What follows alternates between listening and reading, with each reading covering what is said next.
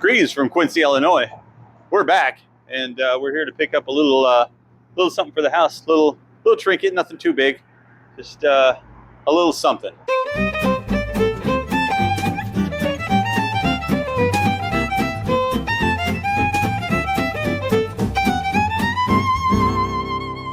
Greetings from Fairfield. We are Richard and Kendra, and we are restoring this cool old Victorian house.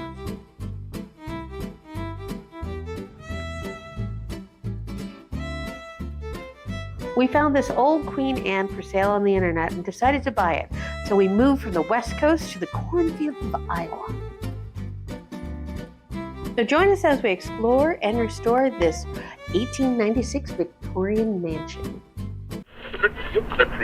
Let's take a kayak to Quincy or Nyack.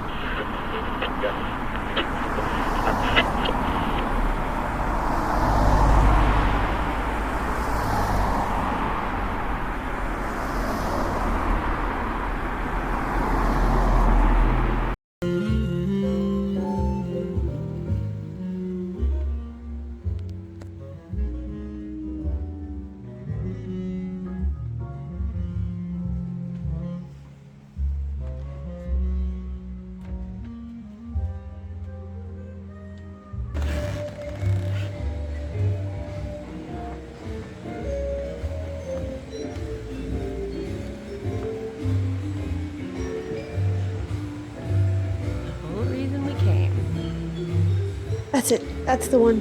Wrap it up. I'll take it.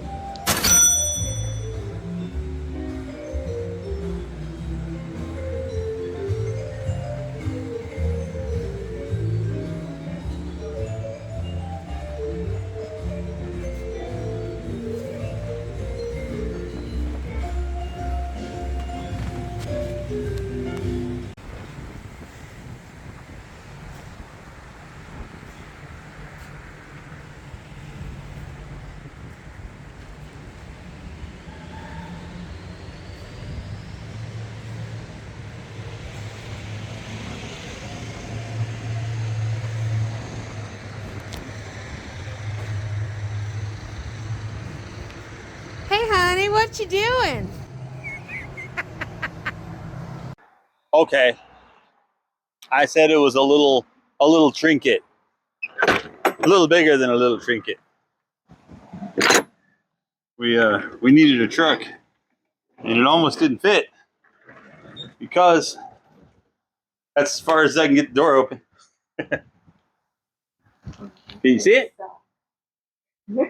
Oh, it didn't break.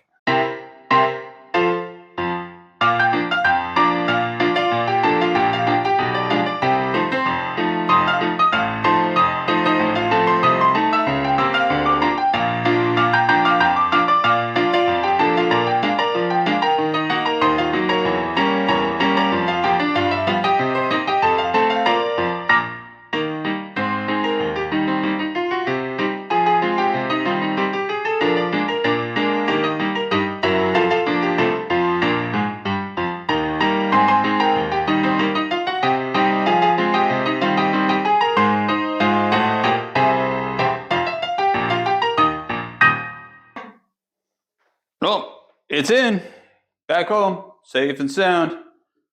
We got got a lot of work to do before we can get started. Particularly in this room, we started. That's one of the biggest reasons why we removed the carpet last week, was because we knew we were going to have a problem, or at least have to find out what was under that rug, so we'd know what kind of hearth we were dealing with. See, I listen. And so now that we got that out of the way, this is one of those mushroom projects, because now that we've removed the carpet, we need to fix the floors. We need to get some tile down, because putting this mantle down on top of that plushy carpet would just kind of be goofy. And although these are this mantle and fireplace is going to be more for aesthetic than it will be functional, we still have to, we still want to do it, somewhat correctly, and not just plop that down on carpeting. But one of the first things we are going to address we had this during the wintertime, it would create a huge draft. Cold air would just, because this did not seal it just sort of like, I don't know if their intention was just to like, maybe they're just going to like fill it in with some plaster or something and then paint or wallpaper over it. I have no idea. But that's one of the first things we're going to do, because as we move into the holidays, now is not the time to start tearing this room up. And so we're going to address this fireplace next, so we can take care of that draft issue. And then we have something else to fix, because though we measure the mantle, the top half, which I'll show you in a second, it measured the full distance of the wall. However, the bottom piece, which we couldn't quite get to in the store to get an accurate measurement, actually extends out about a half an inch on each side over here. So I'm not sure if we are going to cut these wings of this mantle come off. So we might be able to slide those in if there's room, because this measures like 80 inches. This is like 79 and a half. The top half is 79. There is some play here.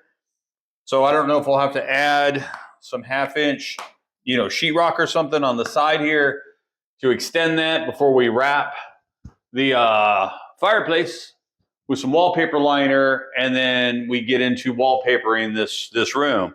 But we got holidays coming up, and there isn't enough time to start tearing up this room, because we have a Christmas tour scheduled first week of December. We're currently in the process of decorating for Halloween. So our plan is to get this temporarily mounted to the wall so we can figure out what we need to do next. It'll give us time to source out the tile so we can figure out what we're going to do with the hearth and surround.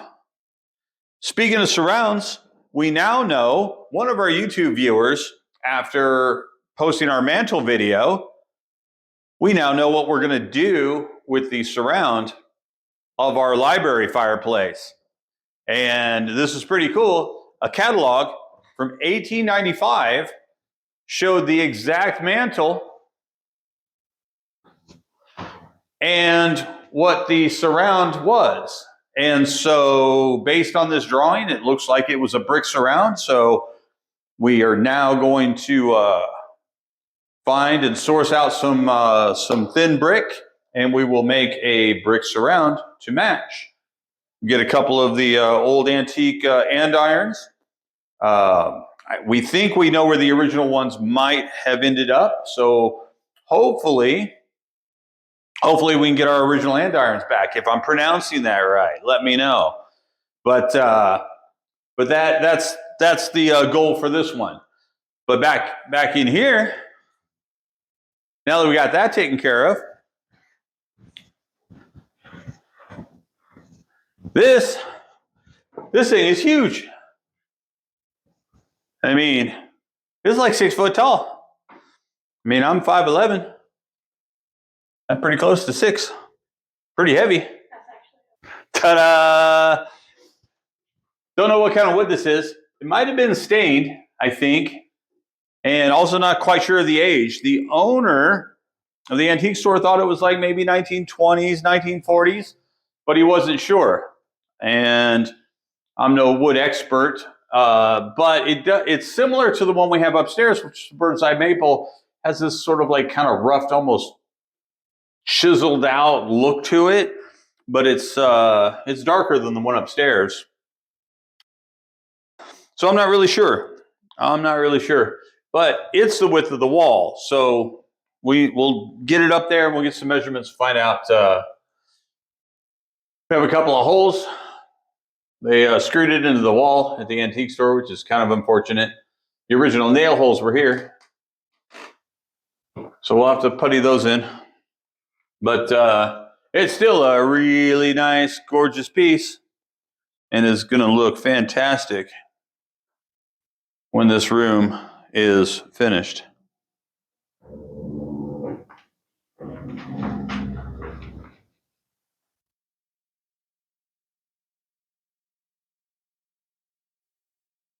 All right, so now that we know what we're doing, we're going to be doing a brick surround in the library.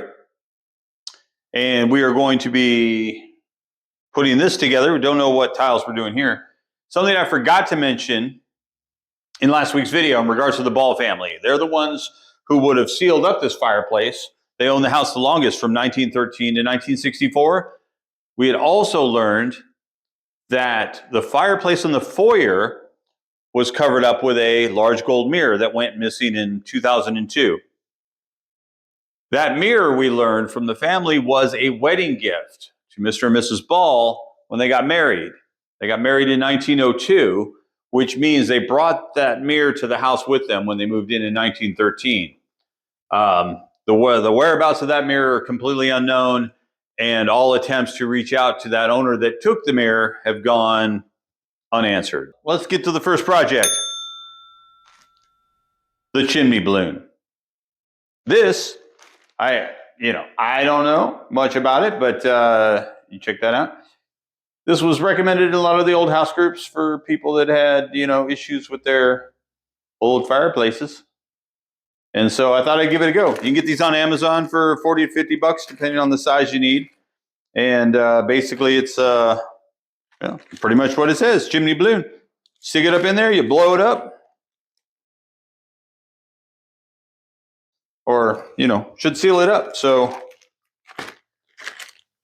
let's try it out. I won't know right away because it's not cold enough, but I'll be sure to do a follow-up and come back and see how well it goes. How well it works. 3 pieces. And 2 pieces, really. Empty bag you don't need. Instructions. The pillow or the balloon and a tube to blow it up with. I don't have a... Is it going to be long enough? Yeah, this part comes off. Be long enough. We measured it. So assuming they sent me the right thing. Remember to remove your chimney balloon. So these are reusable. So if you had a fireplace that was still functional, you could have this up to just seal it up at certain times, and then you can take it out, deflate it, take it out, and use your fireplace. All right, so step 1, which you kind of already did, but if you're going to do it, step 1, measure.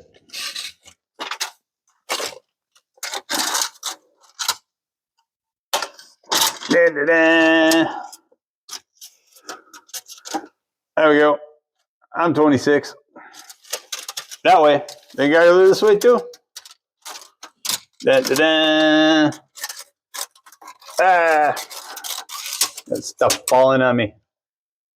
Ta-da. 12 inches. All right, so chimney balloon. Just 1 piece. Not much to it. Sort of kind of get it into place and then start blowing it up. I wish I had a pump. And a pillow. I need a pillow for my head. Somebody call that Mike Lindell guy.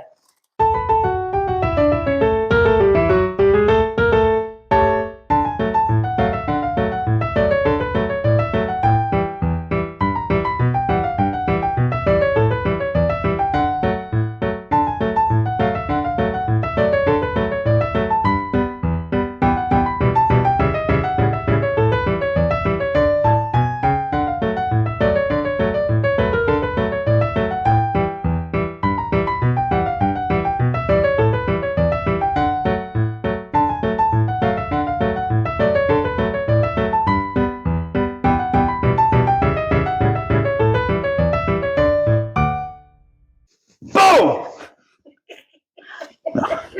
Don't make me laugh. I'll thank you. Well, there it is. It's done. That's it? That's it. What about the tube? Shouldn't you, I don't know. No more draft.